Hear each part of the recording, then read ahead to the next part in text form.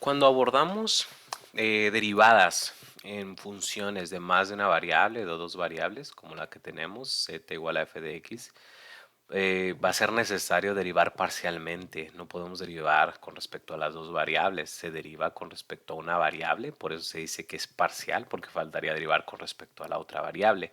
Entonces, si tenemos dos variables, podríamos encontrar dos diferentes derivadas.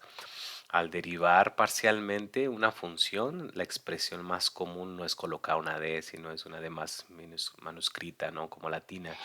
Entonces, donde decimos que la derivada de la función xy con respecto a x sería equivalente a derivar la función xy con respecto a x, como esta notación, que de hecho esta notación es la más común a trabajar en nuestras ecuaciones.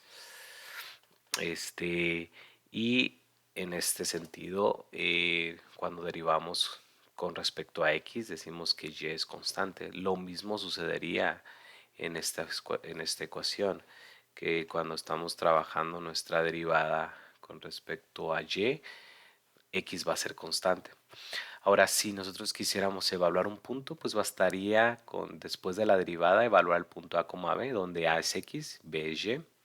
Igual sería si queremos evaluar un punto con respecto a una derivada de y. Me gustaría abordar tres ejemplos como para que nos quede un criterio amplio de cómo derivar. Primero, donde existe un polinomio, donde vamos a utilizar teoremas sencillos como x a la n, una multiplicación de función como una u por v y hay que trabajar una derivada trigonométrica, y también una u por v y una derivada exponencial. Entonces, este primer ejercicio tiene que ver con el teorema de x a la n, un teorema muy simple, y si queremos derivar, tendríamos que derivar parcialmente con respecto a x y parcialmente con respecto a y. En este sentido, si queremos derivar esta función con respecto a x, tenemos que darnos cuenta que esta es la variable, aquí y va a ser constante, entonces vamos a guardar la constante, y aquí también y va a ser constante. Solamente vamos a derivar 2x al cubo y la y la vamos a dejar como una constante. Entonces nuestros resultados nos quedarían como la derivada de 3x, pues va a ser simplemente el valor de 3. Si derivamos con esta función, nada más bastaría con derivar x al cuadrado, 2x, y nuestra constante la dejamos igual, que y al cuadrado. Si derivamos la tercera ecuación, en esta tercera ecuación nosotros tendríamos que derivar solamente la constante, entonces nos quedaría 6x al cuadrado multiplicada por y, que es una constante. Cuando derivamos con respecto a y, va a cambiar. Este va a ser una variable, esta va a ser una constante. Entonces la derivada de una constante, pues se hace, como lo sabemos, 0.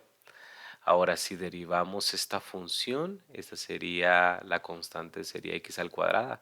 La dejamos igual, hay que derivar solamente y al cuadrado. Entonces nuestro resultado nos quedaría menos x al cuadrado por 2y. Y si derivamos esta siguiente, 2x al cubo por y, esta es la variable. Entonces una constante multiplicada por una variable, solamente me queda la constante. En este caso nos quedaría más 2, sí, 2x al cubo. Si lo simplificamos acomodando términos, la expresión nos quedaría menos 2x al cuadrado por y más 2x al cubo. Ese sería nuestro resultado final. Entonces, en el siguiente video platicamos sobre este segundo ejercicio de x a la 5 por y a la 10 coseno de x por y al cuadrado.